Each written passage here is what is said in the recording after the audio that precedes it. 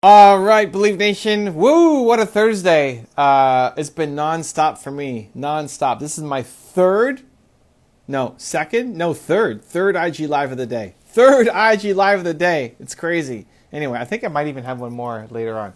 But happy Thursday. Thursday's my public facing day. Today we're going to do something special. My friend and we're going to do a quick breakdown of all the behind the scenes of what it takes to build a successful funnel for your business. He's in the car. Look at that. First live in the car, I think. Is it? I think so.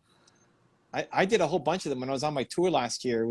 I drove, and so we're doing lives all the time. But you're doing a lot safer than I was. I was driving, so you pulled over, which is great. I'm on the side. So Marion has been helping me build out my YouTube growth bootcamp funnel, and I created a course helping people get YouTube growth happening for their channels. And Marion, this is what he is an expert at, doing advertisements and funnels and text messaging and all sorts of crazy, wild stuff that I don't understand that he's been teaching me over the past few months. And we thought it'd be fun to do an Instagram Live where he would, I guess, update us on what's going on, maybe give me some homework to do, and also bring you guys into the process of what it takes to take your idea, turn it into a course, and build a successful funnel. Is that a good intro, Marion? Oh, man. I got to take this recording now. Okay, great. So what do you got? Where are we at? I thought we were covering some of the questions from people in the group, or no? We're not? Oh, sure. Yeah, whatever you want, man. Yeah, let's do that. Cool.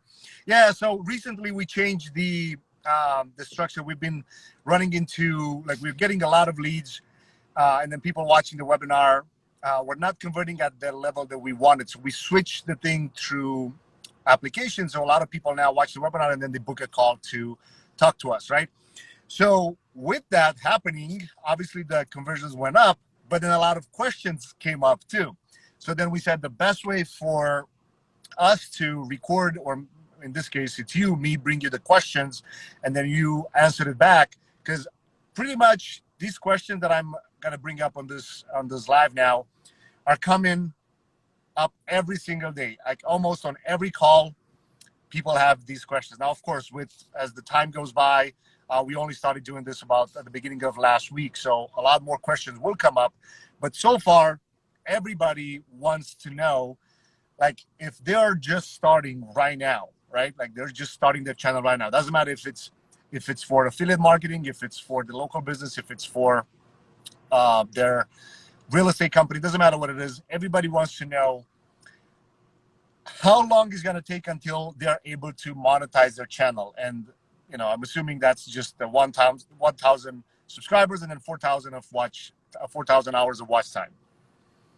Yeah, so that's 4,000 subs and 4,000 hours of watch time in the past 12 months. How long? It really depends on how good content you have and how consistent you're being with it. So if I was to take somebody who was already a speaker, was already on stage, already had a newsletter list, already had some built-in audience somewhere else, and had to train them zero about how to make a good speech, that person's going to be a lot easier. If they're willing to do videos every day, then it's going to be way easier. If you've never made a video before, have no talent for communication, have no audience anywhere else, and are only making videos once a month, it's going to take you a lot longer. So I wouldn't even focus on how long it's going to take, because like anything, it's a process. How dedicated are you to that process? If you're only thinking about the end result of when am I going to get monetized, I think you're approaching it from the wrong way. It should be more about how am I getting better every single day, and am I making progress compared to where I was yesterday, last week, last month. I've seen people get it super quick. Like I've seen people be able to apply. You have to apply for it, then it takes a little bit, a couple of days for YouTube to get it. I've seen people apply after a week of having their channel and getting it, because they had some videos, they already knew how to speak, they blew up their channel, they sent an email to their newsletter list, everybody went and watched it, and they got their 4,000 watch hours. And I've seen other people that they're a year into it, they posted 2 videos, and they still haven't got it because they're not consistent enough. it's nice to always think about timelines and what to expect. But really, if you're not enjoying the process of making videos and you're not in YouTube, of all the platforms, is the longest game to win, the most lucrative, the most special for your brand, but it's the longest game to win. And if you're thinking about quitting because it's taking too long to get to the 1,000 subs and 4,000 watch hours, you're starting with the wrong mindset. So to put this in perspective, like my wife just started her channel 3 months ago. She was completely new to YouTube, completely new to videos, and she's getting close. Based on the numbers, I'm pretty sure over this weekend is going to hit 1,000. So she was completely new, 1 video a week, 3 months it was for her. Roughly, do you think like that's normal for somebody that's actually consistent? Like she was consistent, 1 video a week. So she's able to accomplish that over the next, I would say, 4 or 5 days. So yeah. So pros and cons with your wife. The con is it's only once a week. If she was doing 3 times a week, she would have grown faster and could have got there sooner. The pro is she's good at what she's doing, right? She knows what she's doing with nails, right? So she's a nail artist. I'm sorry, eyelashes. So like getting the mascara and all that stuff. Like she already has a business. She already knows what she's doing. So she has expertise that people care about, right? So if you're giving me somebody, there's always going to be that balance of, can she make a good video that people will care about? Like people who care about fixing their lashes, it's obviously she knows what she's talking about, and she's making videos once a week. If you took someone with a little less talent who was making videos 3 times a week, they could maybe get there faster. If you take somebody with no talent who's making videos once a month, it's going to take me for longer to get there, right? So it's always going to be that balance of like, how good are you? Not how good are you with editing and all that kind of stuff. How good are you at actually being able to help people? Like you've got knowledge that you can share that will help people, that is in demand. And then how frequently are you posting will be the 2 biggest factors. Got it. No, that's it's a good way to look at things. Question number 2 that comes a lot is, how do you deal, and I think a lot of people, because they watch your webinar and they're also familiar with your brand, they see you use a lot of footage from a lot of different big YouTubers, and some of them, they're just big personalities, not necessarily big YouTuber, like big YouTube channels. If somebody else wants to incorporate that type of model, what's the, I guess not the fastest, but what's a way for them to be allowed? Is it like a 40-second type of clip that you're allowed to use from somebody's video, or just like a shorter version? Unless, okay, so there's 2 kinds. One, if it's from a giant corporation, so CNN or NBC or any like the giant media companies, they can't strike your channel, but they can either block the video or they will monetize the video. So any big corporation, those are the 2 options. You're either going to get the video blocked, or you're not going to make any money off of that content. So a lot of the videos that I'll make, we won't make any monetization from that video. If we're going to use a clip, like if Elon Musk goes on CNN or something, I already know if I'm using that, I'm not going to make money from that video. So it's a choice. The second kind of people are individuals, and individuals are still like Gary Vee and Grant Cardone and people who've built businesses, but they're not a giant media company yet. They can't block, but they could strike your channel. That's what you have to really worry about, because if you get 3 strikes on your channel, then your channel gets deleted from YouTube. That's a big problem. So with the smaller companies, you need to basically get approval from them. So like an email, it helps. Confirmation that they allow you to use it? I guess, yeah. I mean, for me, I probably maybe don't approach it the best way like that with signed agreements. I do a lot based off of trust. So I've helped a lot of these people out with their channels, and everything I do too is always good, right? It's always their rules for success. It's not the top 10 worst moves Grant Cardone has ever made or something. Although Grant wouldn't care, to be honest. Like, just knowing Grant, he wouldn't care, but a lot of people would. If you did something to make somebody look bad, Grant just laughs at that stuff. But a lot of people, that's a bad example maybe, a lot of people would come down on you, and they could. It's within their right to strike your channel. So it helps if you're making them look good and is in line with what they're doing. And it helps definitely if you get permission or approval from them. Otherwise, you're skating the line. For someone like Grant, when I talked to him about it, he also said, hey, I've also got all these videos that I've never even put on YouTube if you want me to send them to you for what you're doing, because I love what you're doing, right? So slowly building those relationships. And when you get known inside a niche, like inside the entrepreneur niche, people would know me. Thought leaders, experts, people who are creating content would know me. Inside the makeup eyelash niche, like people may not know me. So as you start building up your credibility in one niche, then you can, it just becomes easier. Once you do your first deal, then you go and just keep scaling up. There is a, fair use is a big concept or idea on YouTube where if you, how much of it do you show? Like if you showed a Grant clip for 30 seconds and then you talked about it for 3 minutes, is that fair use? Probably, but you have to go to court. This is the problem with fair use. A lot of what I do is fair use. If I went to court for a lot of the content that got blocked, I could go and claim fair use. So it got monetized, right? I could go and claim, no, this is fair use.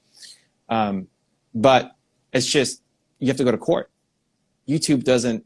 YouTube, all YouTube will do is connect you to the parties. It'll tell you who you're talking to, like what the email address of the person is that blocked your video. So you can write to them. Maybe they write back, maybe they don't. You can tell YouTube, hey, this is fair use. They'll send it to that person, and then they say, oh yeah, it's fair use. Or they say, no, not fair use, right? And then it goes back to you, and then your only recourse is go to court or submit it back to them again. But if it gets rejected again, then you get a strike on your channel. So it's really not designed to help the little guy, because you don't want to go and sue, whoever owns CNN or NBC, and you don't want to go sue them. So I've just let it go. Some creators are trying to fight for that. I just think it prevents you, like, all the headache and hassle and trying to get a lawsuit ready, as opposed to just go make more content, pour it into positivity. So that's a long answer, but it really depends on the context. The short version is you won't make money from big companies if they own it, or it'll get blocked. So then you have to change it anyway. And for the smaller guys to get permission. Got it. So in a nutshell, if they still want to go ahead and pursue that model, they just have to put in the work to reach out to all the people that they want to feature on their. Start small. Like start with somebody who you can get access to, and then if you get permission from one person, then it's easier to get a yes from everybody else. Because you use the previous one, like, hey, this person allowed me. Yeah. Hey, we did this with Tony and Grant and Gary and Tom and whoever, right? Awesome. All right, perfect. So another question that's like really, because a lot of people want to do YouTube, right? At least that's what I'm getting on the calls, based on, like, they want to do videos based on their passions, right? So for example, somebody may say, well, I have 3 different passions. I want to vlog. I have a passion about beauty products, and I have a passion about their business, whatever it is. So I, based on this question I asked you a couple months ago, I guess, like, can I talk about 2 different topics on my channel? And you said you could, or you could test it, but I would advise you not to do it and just stick with one main topic on it. So if somebody wants to do vlogs and they want to attract more business, or they want to attract more leads to their business, how do you see that incorporated in there? What you want to do is think about audience. Is the audience the same or not? So you could have different kinds of videos on the same channel if it's going to the same audience. If it's a different audience, some people like this and some people like that, and 2 different audiences, then it's going to hurt your channel. The reason is, when you first put out a video, it doesn't go to all your subscribers even. It goes to the hardcore subscribers, right? The people who click the bell, the hardcore subscribers. And if they like it, it goes to more of your subscribers. If they like it, it goes to all your subscribers. And if they like it, then it goes to the outside world. If you're making videos that your subscribers don't like, because whenever you release the vlog, like, oh, it's a vlog, I'm here for his other stuff. Any video you put up is only going to hit half your audience. you're telling YouTube, well, my audience doesn't even care about my videos, so why should, right? You think, why should I promote it? Why should YouTube promote it to everybody else if your own audience who subscribe to you don't even watch the videos? So it's a really negative signal to YouTube. So lots of styles can work. You just have to make sure in thinking that it's the same audience. Same question about different languages that we've talked about before. If it's a different language, there has to be a different channel, because the people, you know, I have here on my, you know, I've got this one is for the Russian channel that has 400,000 subscribers, and that one's for the Spanish channel has 300,000 subscribers. And people, if I started releasing videos in Spanish on my main channel, nobody would watch it except the people who actually speak Spanish, but I'd lose a lot of people. Those videos would never take off because I don't have a Spanish speaking mostly base, right? So you're thinking audience. If the audience is the same, then the channel works. The different formats can definitely work. Don't think about it in terms of the content series. Think about it in terms of the audience. Different audiences means different channels. Got it. Also going back to the beginner level, people that are just starting out their channels. This is also a question that comes a lot during the calls, is I'm just starting out right now. How many videos should I start with? How many topics do I cover to even see where, like, how do I build my audience? Like, for example, if somebody has the passion about, so I was talking today with someone that had an e-commerce business. So the lady said, well, I don't know if I should promote, should I do like product reviews about my e-commerce business? But what if I want to sell that business in a year? What happens?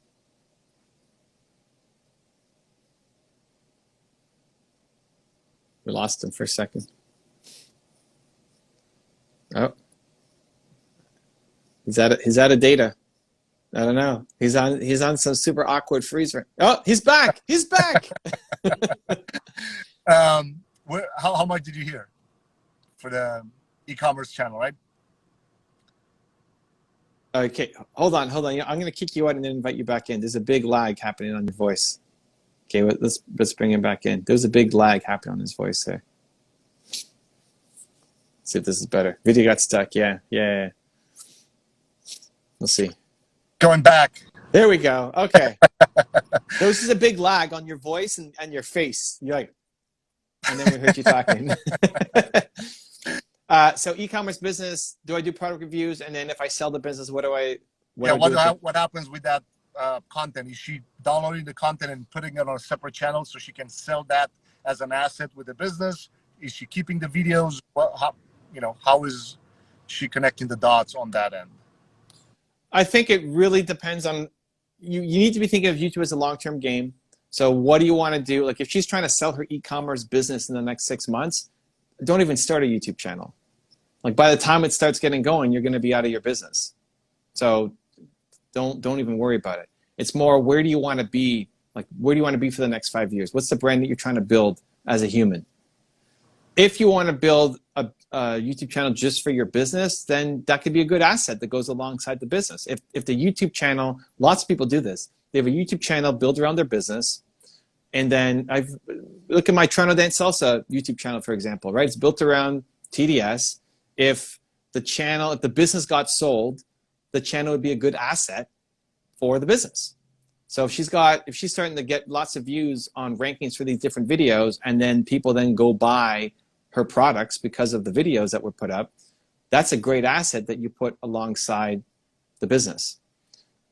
So now I was thinking, okay, back to the last question about audience. Is it the same audience?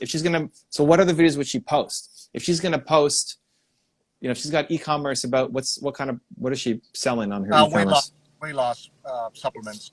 Weight loss supplement. Great. So now if she's gonna post something about eyelashes, it's not the same audience. It's not what people are there for. They want reviews. There'd be some overlap, but there's always some kind of overlap. So that makes sense as a different channel. Or if she's gonna do vlogging about her trip to Hawaii or something, it's like, it's not the same audience. So it should be a different channel. If she's trying to build a personal brand, then what does the reviews have to do with her person? That's what she's got to figure out. Like, who is the audience that you're trying to reach? Start there. That's your channel. And then that may mean you have to launch 2 or 3 different channels, or if you're going to sell the business, you sell your channel with the business. as an asset. Awesome. All right. And I know we're going towards, what do we got? 25? Mm-hmm. Brand deals for small creators, people that are either under 1,000 or close to 1,000. How are they reaching out to other brands to sponsor their videos? Are they doing outreach? Are they asking like what's a good pitch and what's a good model for them to do that? This, I think, depends on how good you are at sales. So there's sales and there's marketing. The marketing is in the creating, like just create great content. If that's your skill set, I would leverage all of my time to go towards creating more content. If you're great at sales, then you should definitely be doing outreach to different companies. Understand that all of these companies now have people in charge of influencer marketing in their business. Like that's somebody's job at every big company. Influencer marketing, that's what they're in charge of. It's their job to know people like you. So you've got two options. One, if you feel like you're strong at sales, you find these people, you reach out to them, you look at who's posting, you go to LinkedIn, look at job titles for different companies, and you reach out to them. And you say what you're all about. And it's usually a pretty easy conversation because they're already in the business of trying to find people like you. But you're spending a lot of time doing outreach because you're good at sales. For me, I hate that stuff. I'm almost never doing outreach like that. So I pour my energy into making more videos, into getting more known in my industry so that those people come to me. So it's just the difference between sales and marketing. What are you better at? Where do you want to lean in on? You can have success with both, but if your effort is better spent on marketing, like with me and creating, do that. Make great videos and it'll attract people to you. If you're just great at sales, and go off and go land your deals. Got it. All right. And then last thing, what's your like straight up advice for somebody that's just putting out their first or creating their first, I would say 4 to 20 videos in terms of the productivity and the way that they would, how much time they would put into creating the video? Are they outsourcing the editing to an editor? Are they doing it themselves? Like, what's the balance over there for them not to want to quit after 10 videos? Yeah, so I wouldn't worry about productivity at all at the beginning of anything. When you're first learning anything, you're going to suck. It's going to be slow. You can't prematurely optimize. You don't know what you're doing yet. You can't optimize something that you don't know what you're doing on yet. So it takes time to build up the skill set. Like right now, on Tuesday, I made videos, and I don't know, we made 40 videos or something. That would have taken me an entire day or 2 days to make one video when I was first getting started.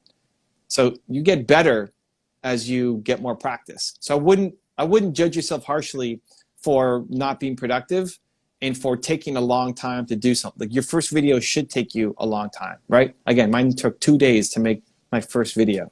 So I was slow and not very productive. 2, I would expect not to get a lot of results. I'd expect for you to look at your video and feel embarrassed. I would expect you to say, man, I can't believe I sound like that. I stumbled and messed up so many times. Don't treat that as you suck as a YouTuber, right? The first time, just like anything else, you got on skis or a bike, or you just get on a bike and went off, right? You had training wheels. You just get on a ski hill and go down. You fell down a bunch of times going down that hill. So just because you're not very good right now doesn't mean that you won't be good. It's just practice and dedication. And then 3, I would say it takes some time to find your style. So the fastest way is to model success. You look at what other people are doing. You look at other people in your industry. You look at other people whose channels you like just for whatever reason. You actually consume them. Look at your own subscriptions and see, what do you like about how this person does it, right? If you love Philip DeFranco, but you're doing a beauty channel, right? How can you take some of his elements from how he does his news that you love so much, or about how he shares his stories and vulnerabilities, and turn that into your makeup channel, right? So you're taking what you love from different people and then trying it out yourself. And it's not going to quite feel right yet. You're going to feel like a junior fake Philip DeFranco.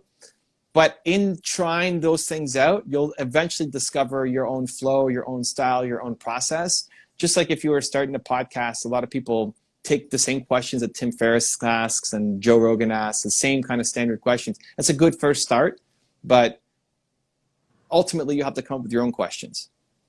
But don't stress out about having it perfect at the beginning. Like, there's nothing wrong with trying to emulate and learn from people who've done it before, just as a way to kind of get comfortable until you find your style. But you find your style through the doing, through the creating. So in your first 4 to 20 videos or whatever your scenario was, I wouldn't stress out about having it be perfect. Care more about, am I getting more comfortable? Am I making progress? Am I feeling like it's more right for me? Is video 10 better than video 1? Like, if video 10 is worse than video 1 and you're like less motivated and there's lower energy, it's like, okay, well, something has to tweak in this process. You should be feeling like there's progress and paying attention to the progress that you're making every day as opposed to the results that you're getting from the videos. I think makes a big difference at the beginning. Awesome. Well, love it. Great answers. Can't wait to get my hands on the recording so I can share it with the people asking all these. So yeah, appreciate the time. And I think that was it for today. Awesome. Thank you, Marion. Awesome. Thank you. Okay. Much love. Bye. Bye.